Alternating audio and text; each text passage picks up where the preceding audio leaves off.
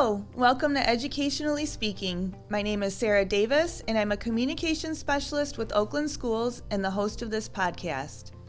The goal of Educationally Speaking is to focus on important topics related to education here in Oakland County, Michigan. Thank you so much for listening in. Today we have a special guest, our very in-demand Dr. Jay Marks. Jay, thank you for being here today and taking time to connect on this podcast. It's my pleasure. Thanks for having me, Sarah. It's great to be here. Dr. Marks is Oakland Schools' diversity and equity consultant, and he's highly sought after for his work in the areas of social justice, cultural competence, educating African American males, and student engagement, to name a few. In addition to his professional work, Dr. Marks has been mentoring youth since 1989 and has started several mentoring programs in the metropolitan Detroit area as a result of his experiences.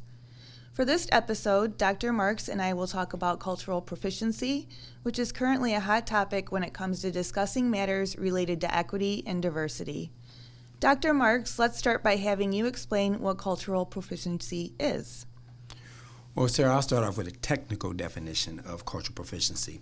According to Lindsay, Terrell, and Robbins, the author of the text Cultural Proficiency, cultural proficiency is the set of values and behaviors in an individual or a set of policies and practices in an organization that create the appropriate mindset and approach to effectively responding to the issues caused by diversity. Okay, so how does cultural proficiency relate to the education field? Our educational system was not designed to be equitable in the first place. So our educational system was not designed for people of color. In many instances, historically, it was not designed for women and girls. It was not designed for those who are ably different. It was not designed for those outside of the religion of Christianity. It was not designed for members of the LGBTQ community. It was not designed for those students who speak English as a second, third, or fourth language. So it was built on inequities in the first place, and cultural proficiency provides a framework for eradicating those inequities. But also, on a practical level for educators, cultural proficiency helps educators to develop the knowledge, skills, and understanding necessary for facilitating an equitable and inclusive schooling experiences for students from diverse backgrounds, particularly those from historically marginalized groups. It does this while also providing a framework for educational institutions such as schools and school districts to pursue and sustain equity in their systems. So how do you facilitate this topic through professional learning to educators in Oakland County? It's an inside-out approach to developing educators' knowledge, skills, and understanding as it pertains to responding to differences that come with diversity. Unlike other forms of diversity training, if you will, it helps participants to focus on themselves first by examining their own identities, attitudes, backgrounds, experiences, before assessing the identities of others. In this process, we use a four-pronged approach to the work. Where we see the most progress around cultural proficiency nationally is when we engage all stakeholders in the work. This includes teachers, administrators, students, parents, and community members at large, which include school board members. Cultural proficiency is a model that uses 4 tools to shift the culture of an organization, such as a school or school district. One of the 4 tools we use to facilitate professional learning for educators is called the 5 essential elements, which I call my playground. That's where all the learning occurs, because it is that tool, the essential elements, that we use to measure the behavioral standards for cultural proficiency. That's how we're able to measure how well one is growing towards proficiency as it relates to this work. I believe that if these are the core bodies of knowledge, skill, and levels of understanding that educators need to be culturally proficient, then this is where the learning should take place, in these 5 essential areas.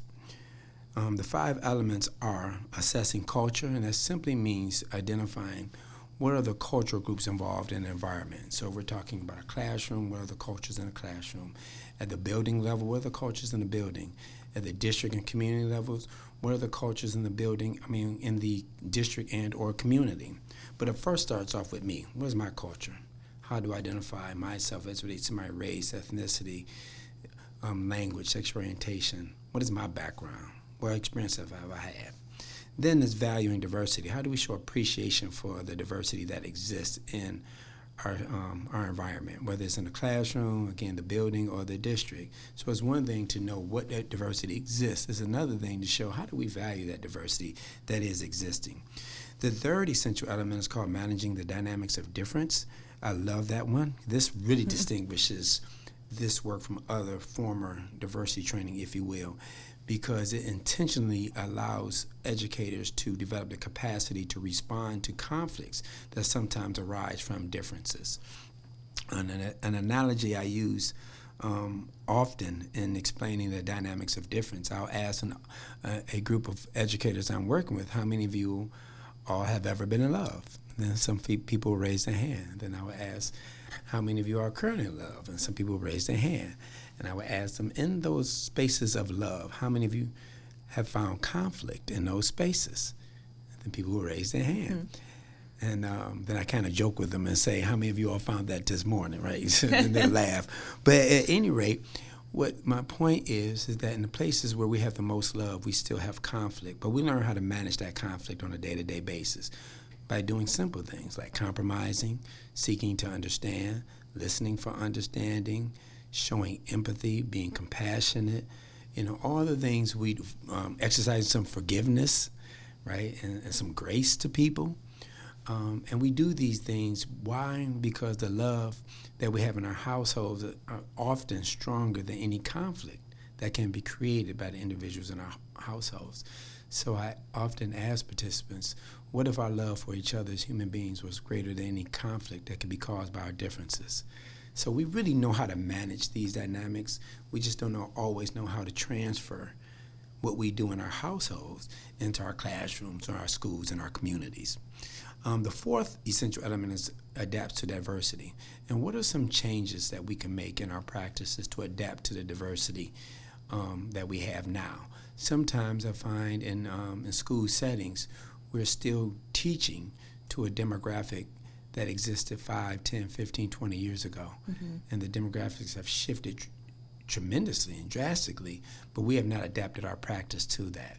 So that's when you look at including things like Black History Month, right, to recognize, honor, and celebrate our Black children.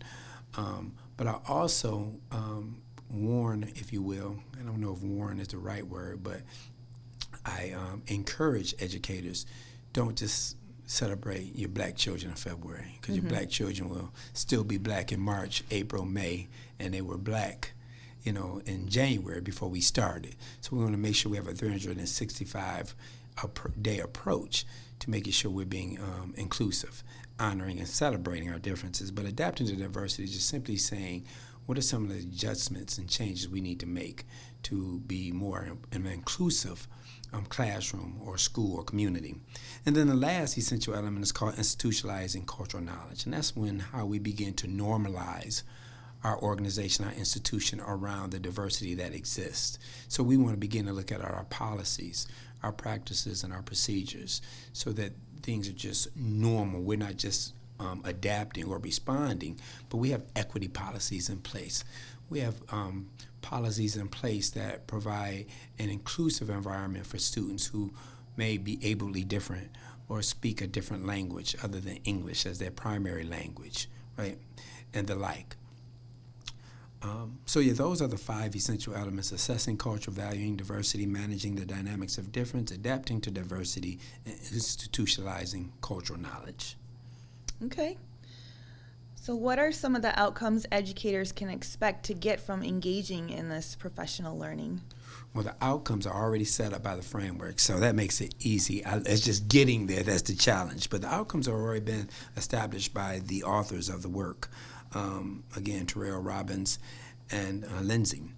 The first one, when we use the essential elements to determine the outcomes, since those are the essential elements provides the playground for the learning. So the first outcome will be under assessing culture, and that includes the ability for educators to assess culture to becoming aware of one's own culture as well as the culture of their colleagues and clients. And when we talk about clients, we're talking about students, parents, and members of the community. The outcome for valuing diversity, which is the second essential element, talks about demonstrating a value for diversity by embracing the differences that exist between oneself, the organization, and the districts that you're partnering with or working with. Under managing the dynamics of difference, the outcomes will include development of the skills and capacity to manage the conflicts that are caused by diversity. And again, I think it's important that informal and older models of diversity training, there was an emphasis on similarities and commonalities and not so much on differences and conflict. But again, with the cultural proficiency framework, they normalize conflict and say conflict is a normal part of human beings' existence, particularly as it relates to diversity and differences. And so we understand that. So we plan for it and we develop capacity to respond to it. An outcome for adapting to diversity is learning about cultural differences and how to respond to them effectively. And lastly, an outcome for institutionalizing cultural knowledge is really getting into the willingness and the courage that it takes to do this work. It speaks to a willingness to work to influence the culture of the organization so that its policies and practices are informed by what's considered the guiding principles of cultural proficiency for the purpose of creating an equitable environment for ourselves and those whom we serve in an organization. So those are the outcomes. And again, the framework really provides a tightly aligned framework for, or process, if you will, for facilitating professional learning for educators. But again, it's not just for educators. It's used for students, and I use the same frameworks when I'm working with parents and community members at large, which would include school board members. Can you talk a little bit about the different, like you just mentioned, the different audiences that you reach and maybe some of the different methods that you use to have them do this professional learning? Absolutely. So for teachers, it's really about your classroom practices. Right. And when I say teachers, I'm talking about counselors as well, social workers, your ancillary staff. But what are your practices, your classroom practices, and what do those practices look like in terms of being inclusive, being equitable, from your curriculum selection to your instructional strategies and approaches to the routines that you use in a classroom to your the way that you manage conflict and manage the differences in your classroom, to assessments and all those things. Your classroom environment itself, we look at the walls to see who's represented on the walls and how are they represented. Is the diversity of your classroom represented in that space, or is it lacking? Is the diversity of your school represented in that space? Or is that lacking? Is the diversity of your community represented in the classroom? Or is that lacking? And I often also encourage educators to ensure that they're representing the diversity of the world in their classroom. Our students should not have to wait until they become adults and go off to college or move or go to the military or join the workforce to learn more about diverse groups, which was my experience. I really didn't. I grew up in a predominantly homogenous community on the northwest side of Detroit. And for the most part, in the 70s and the early 80s, everyone looked like me. Then I went to Western Michigan University in Kalamazoo, Michigan. It was like, everyone does not look like me and live like me. And so there was a shift for me. And I just believe that our children don't have to wait until they're adults to have that shift. We can really provide them with those experiences and opportunities throughout their K-12 experience, even minus the lack, even with the lack of that type of diversity in that community in the school, right? Just by the classroom, books that we're using, guest speakers that we bring in, field trips that we take them on to experience. Right. I liked how you pointed out the 365 days a year, not just during one specific month or. Yeah. I believe in Heritage Month because I think it's an opportunity for us to honor, recognize, and celebrate groups of people who we continue to marginalize in our society, not just in our schools, in our society. And I don't believe that we've gotten to full inclusion yet with that. Mm-hmm. So people feel welcome, they feel included, they feel seen and heard on a regular basis. So until we get there with our curriculum and our instruction and our placement of students, we still have students who are based on certain demographics, whether it's race and socioeconomic status and gender even, who are placed disproportionately in special education remedial classes versus those placed in honors and advanced placement and college prep courses. So to me, until we get to a place of total inclusion and integration as it relates to our identities and groups of people who have historically been marginalized, I think it's important to take that time out to celebrate our Heritage Months. And there are many, from now with African American History Month to Women's Heritage Month to Asian Pacific Islander Heritage Month to Arab American Heritage Month to Pride Month to Indigenous Peoples Month to Hispanic Latino Heritage Month. And so I think it's important that we take time out to go, and not on the surface. I think those months also give us an opportunity to go deeper in our learning with those specific groups, right? While we're working towards expanding those experiences 365 days out of the year. But for administrators, to your original question regarding how does it look differently, administrators, they need some of the same professional learning around identity work, social identity work, racial identity development work, unconscious bias, looking at stereotypes and microaggressions, and looking at privilege broadly. But also, something I do that distinguishes their professional learning from that of teachers is provide them with a lens of how to lead equity in their schools, how to lead equity in their districts and in their communities, right? And so we begin to, and that takes on a different, that's a different, what can I say? How can I say this? These are different categories, if you will, different elements for them because their practices are different. And so part of that, for example, I always say that professional learning is not enough. Facilitating workshops, which I absolutely love. Anybody who knows me, I love that. But it's not enough by itself. It can't sit alone. We need to begin assessing for what we are asking teachers to learn through their professional learning. So if we're not looking for it in our evaluation models, I really think that it defeats the whole purpose of doing. Why are we doing? We have to ask ourselves, why are we supporting this professional learning if we're not going to ask teachers to incorporate it in their practice and then look for it in their evaluations? I believe we owe that to them. If we're going to ask them to go through these professional learning experiences and change their practice, or at least begin to reflect on their practices and make the changes where necessary, we owe it to them to look for it and to provide them with the opportunity to give evidence that they're integrating and incorporating these things in their practices. But administrators need to know what to look for. So they need their own professional learning so that they can do their own work, but also on themselves, professionally and personally, but also so that they know what they're looking for when they're evaluating teachers.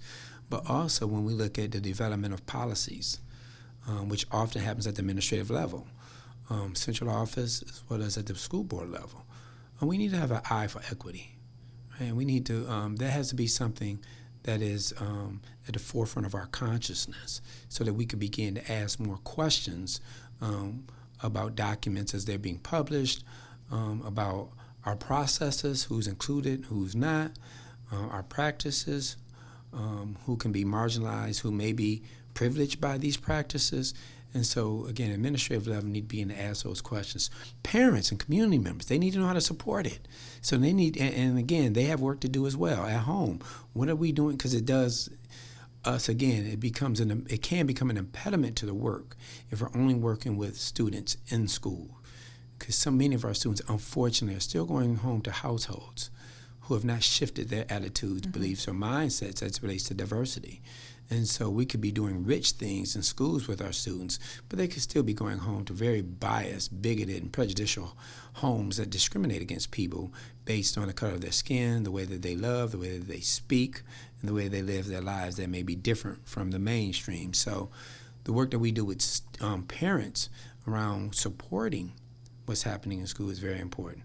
And then again, the work with students, which I absolutely love, because to be honest, often I find with students, particular student leaders, which there are many of them, what they most need from us is just a little guidance and support, and then to get out of their way and let them go ahead and do what they're doing, because they're growing up in a very different world. Not that they don't experience and perpetuate bigotry and hatred and oppression, because they do. But again, I find that for many of our young people, they're further along than the adults. As a matter of fact, a lot of the work that we do in Oakland County around social justice is a result of students who said that they needed the educators in their lives to develop some capacity to intervene and support them, and not just intervene, but to support the social justice advocacy that was important to them, and begin to intervene when social injustices occur in our schools relative to bullying around one's identity, racial slurs, hateful speech, and the like. So the work looks differently. There's some similar components, again, topical areas that I cover with all groups, but then the pathway is just very different because the practices and needs are different in those spaces. Right, depending on the audience. Depending on the audience, yeah. How can district leaders find out more about cultural proficiency? It's obviously a very dynamic subject. There's a lot to it. Yeah. So where can people find out more and study it further? It's life's work, Sarah, to your point earlier in terms of facilitating it.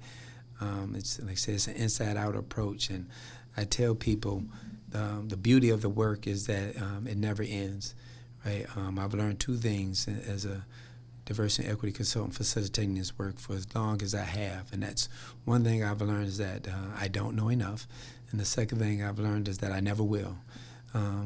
But what I do possess, because you will never know everything that there is to know about differences, right? But one of the things I do possess is the will to get to know what I need to know about the groups of people whom I'm serving, so I can be responsive, effective, and equitable in my work with them. But people can contact me at j.marks@oakland.k12.mi.us, and again, that's jay.marks@oakland.k12.mi.us, or they can call me here at Oakland Schools at 248-209-2272. All right, well, I think we can see why you're in such high demand in your field. Thank you, Dr. Marks, for talking with us through this important but very layered subject. With so many diversity and equity topics to tackle, hopefully you can be a repeat guest. Sarah, I would love to come back. Thank you for having me on the show. Not a problem. This podcast was brought to you by Oakland Schools Intermediate School District's Communication Services and is produced by Media Production and Distance Learning Manager Mark Hansen. Oakland Schools is a regional service agency that offers support services to school personnel which are better delivered regionally and provide cost, size, and quality advantages to those we serve. You can find more information on Oakland Schools at oakland.k12.mi.us. I have been your host for this podcast, Sarah Davis, and you can find this and future episodes of Educationally Speaking on Anchor FM. We hope you will join us for our next episode where we will continue to bring you topics that affect every student, every day.